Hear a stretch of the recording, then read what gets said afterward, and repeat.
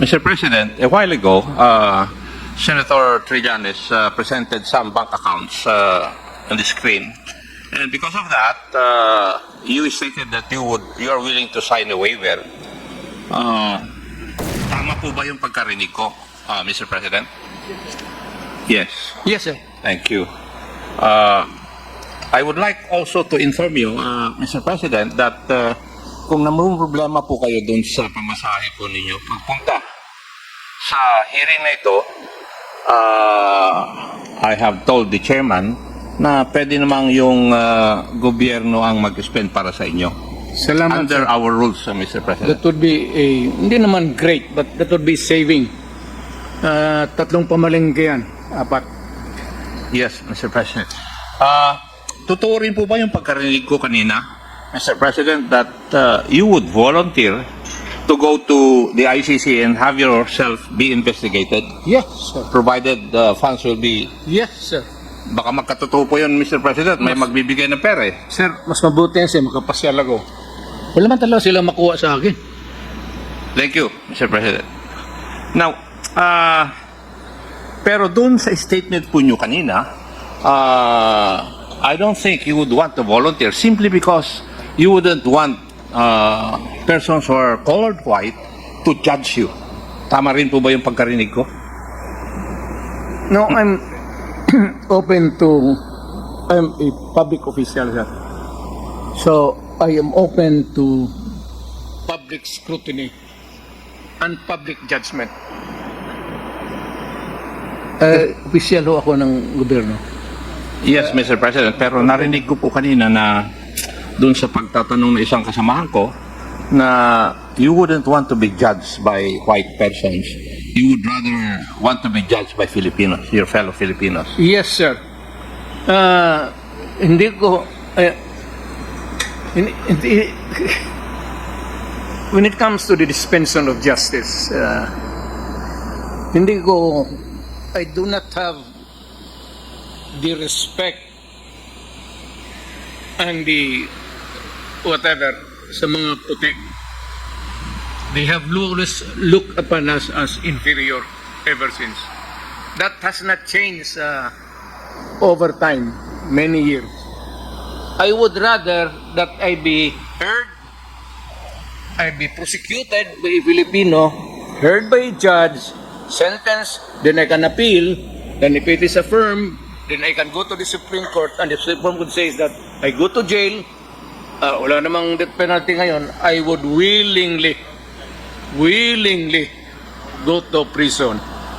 Sir, basta Pilipino lang. Wag lang foreigner. Ayaw ko yung puti, sir. Maraming, May sentimento ako sa kanila. maraming salamat po. Would you agree with me, Mr. President, na lahat po ng sasabihin nyo tungkol sa isang issue, isang bagay, it becomes a policy statement of the country when you were the President? Yes, sir. Yes, and therefore, when you stated things about the war on drugs, don't you think it had encouraged our police force to be so aggressive in implementing the war against illegal drugs? Sir, ang pulis natin, sir, hindi naman yan pinupulot sa daan eh. They are recruited and they undergo 2 years. And one of the subjects, lahat na, criminal law, nagtuturo rin ako kasi to augment the income at that time sa pamilya ko, sir. Tinuturo namin ang lahat. At yung lahat ng mga ating pulis, sir, ay edukado na yan and well-versed on how to handle a police work.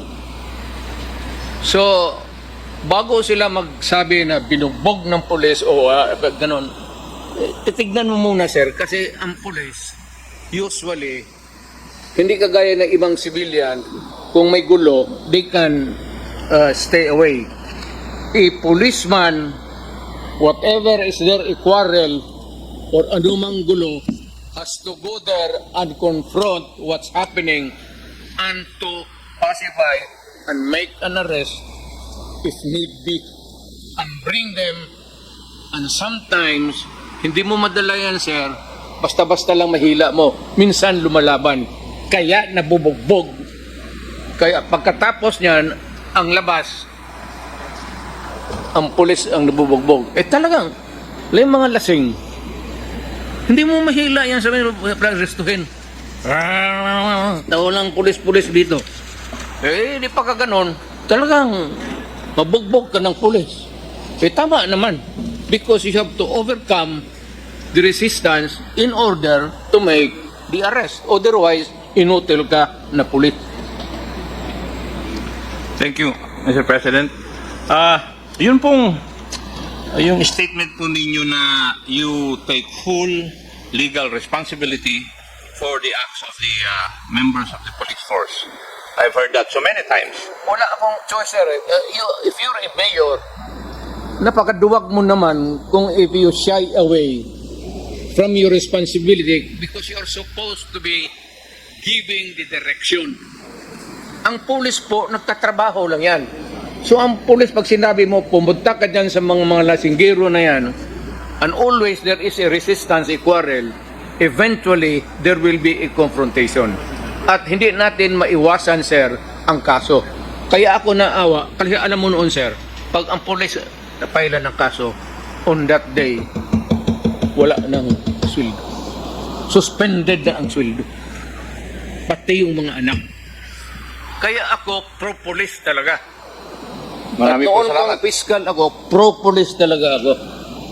Yung pong statement nyo kasi, itinuturo rin doon sa academy Under the principle of command responsibility, a leader or a commander is supposed to be responsible for what his people will do or would fail to do. Yeah.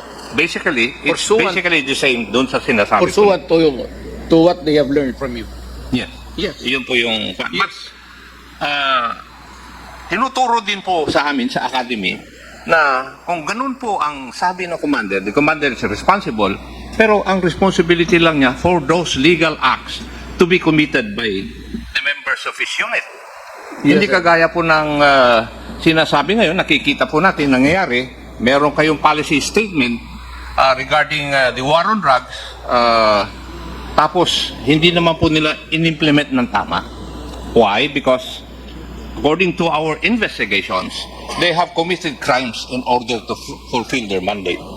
That is the reason why yung police na dapat i-appoint nila sa syudad o municipality, kailangan tanggap ng mayor yan.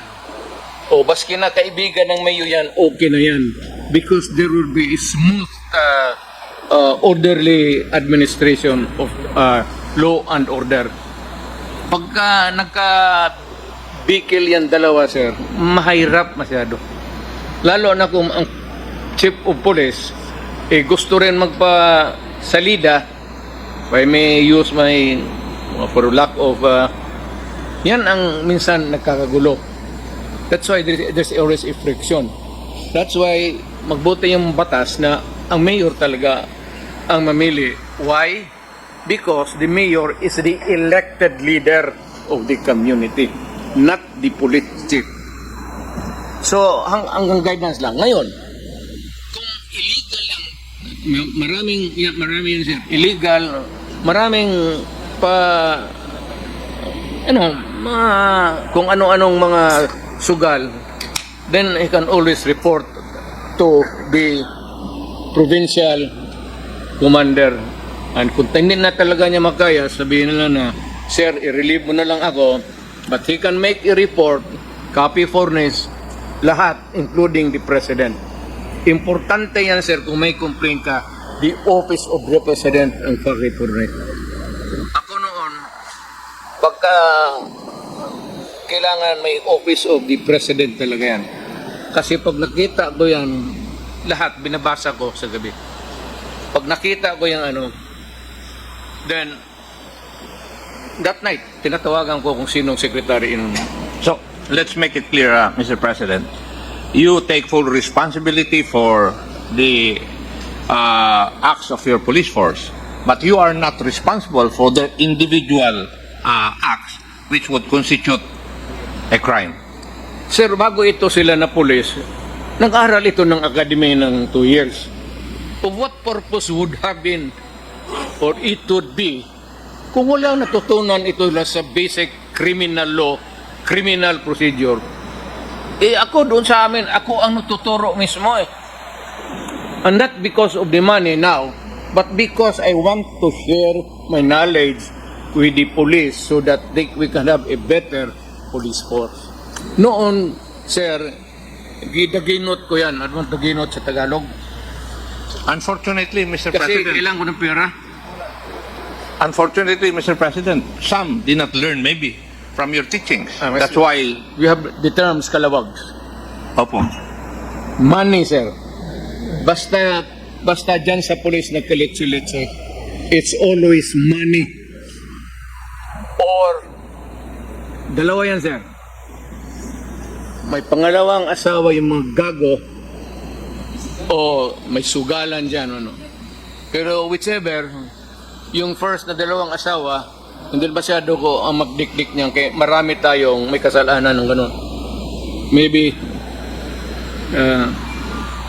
the chairman can explain to us what that means to a layman's term. Marami pong salamat, Mr. President. May I ask Attorney Conti, when would you consider a person a criminal? Your Honor, under the rules, a criminal would have to be convicted of a crime. Prior to that, it would just be someone who is either accused, if already indicted in court, or charged, if only complained of before the prosecutor. Did I get you right, Madam Attorney, na ikaw ay magiging criminal kung ikaw ay na-charged and you have been convicted with final judgment? Ganun po ba yan? Could be, Your Honor, but pwede din po sigurong sabihin na criminal na kung kahit yung initial na conviction lang po muna. Kasi, kumbaga, may conviction ka na from a court. Balik na rin ko po, kapag sa fiscal charged or respondent, kung tatawagin, kapag nakarating sa korte, accused, and then pag na-convicted, criminal. So, even if you have been convicted sa, for example, regional trial court, nag-appeal siya hanggang sa Korte Suprema, he's already considered a criminal under the eyes of the law? Yes, Your Honor, because there is a conviction. Of course, you can contest that. Pwede nyo pong sabihin na, under appeal pa rin naman. But the conviction stands. It could be just that hindi siya nagsiserve ng sentence. Mr. President, would you agree with that definition? Yes, sir, because there has to be a conviction. Hindi mahirap yung sabihin mo na basta i-demanda mo lang. Especially yung sa nagtatrabaho lang, sir. Yung mga minor offenses, lumalabas yan sa blatter ng police. Tapos lumalabas yan sa database nila. Yung mga pobre naman na pag-apply nila for trabaho, lalabas yan eh. No matter na hindi kailangan conviction, basta may police record, automatically it is a negative. Yeah, between a choice na walang violation, ito may violation. Pagka doon may police record, kawawa talaga, sir. So, thank you, Mr. President. Nagwo-worry lang po kasi ako doon sa kanina, meron po kayong example na inilabas na doon sa Davao, merong mga tao na pumasok sa isang bahay, nagnakaw, nag-rape, tapos pagbaba nila, nandun ka, patay sila. Yun po yung sabi nyo kanina. Did I get you right, No, Mr. President? It's not that easy to kill a person. I know. Sinasabi ko yan, sir, yung mga kidnapping with some, hindi sinasoli, pinapatay na lang. Yung mayor ako, hard talaga ako dyan. So, talagang hard as hard. Oh, Yung so, rape mo, patayin mo. sinasabi po nyo ba sa amin ngayon, Mr. President, na you discarded the presumption of innocence of each and every individual? Yun po ba ang gusto nyo sabihin sa amin ngayon? I am not ready to answer or to give you an accurate answer on that, sir. Depende na yan sa konsensya ko. Pati yung sa mga pulis na kaharap ko. Kasi alam naman ng mga pulis doon na pag sinungaling sila or hihilain nila yung inosenteng tao. Alam ng pulis nila, bugbugin ko talaga sila. Nagbubugbog talaga ako ng pulis sa Davao, sir. Pagka-abusado na pulis, talagang pag inabutan kita sa istasyon, sigurado yan. So, Kaya disiplinado ang pulis ko. would it also mean, Mr. President, that sometimes you have discarded the presumption of innocence, then you would also have discarded sometimes the principle of due process. Would that be correct? Due process, yes, maybe. Pero yan sabi yung innocent, sir. Huwag nandyan yung babae. Alam mo karamihan dyan, minsan. Usually, nandyan yung babae. Magsumbong dyan sa opisina ko. May pasa dito, may bugol dito, black eye dito. So bakit? Binugbog ako. Sinong bumugbog sa iyo?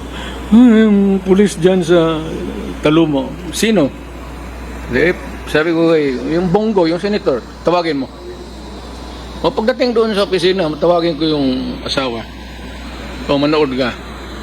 Saan ka unang sinipa? Dito. O di sipain ko. Saan sunod? Sinuntok ako dito. Suntokin ko. Tapos sunod saan? Sipa uli dito. Kaya sabihin ko, pag inulit mo yan, papatayin kita. Hindi na kita papalusutin. Thank you, Mr. President. The last issue, kasi doon po ako nag-worry. Yung pong statement po ninyo na sinasabihan nyo yung mga polis na pag hindi lumaban, i-encourage nyo na lumaban. Would that be correct? Yung pagkaintindi ko po ron. Yes, sir. Kung may hold up at pumupurma ng lumaban, palabanin mo para matapos na ang problema natin. Pero kung yung nakasurrender na, sir, tinapon na yung baril sa... Alam nila, hindi yan. Paano po, Mr. President, magkakaroon ng depensa na self-defense yung taong nag-i-encourage na lumaban yung isang tao? Well, that would be a question of batas na yan, sir. Yes, I agree, Mr. President. That's why there are three elements of self-defense as a defense for you to be acquitted of that crime. That is for the fiscal to decide at that stage. Wala na yan dyan sa police, sir. That is far removed na kung meron ng ano. Pero po, lumalaki yung tsansa na sila po ay madali. Pag Again, ganun. sir? Ibig sabihin, mas malaki yung tsansa na sila ay makonvict simply because hindi natupad yung isa sa elements ng self-defense, which is lack of sufficient provocation. Pag nalaman ko, sir, na nagtatrabaho ang pulis, yung tama lang, magtanong ka sa Davao, lahat ng Davao, pulis. Pag na-charge mo ang pulis, nagtatrabaho lang, suportado ko yan. Ako ang nag-alam ng lahat. Ako ang nagbabayad ng abogado habang suspendido siya. He receives a commensurate salary doon sa sweldo niya.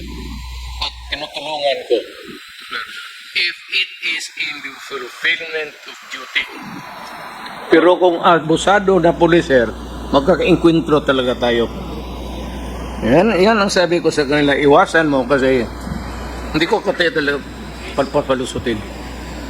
At marami akong nabugbog na pulis.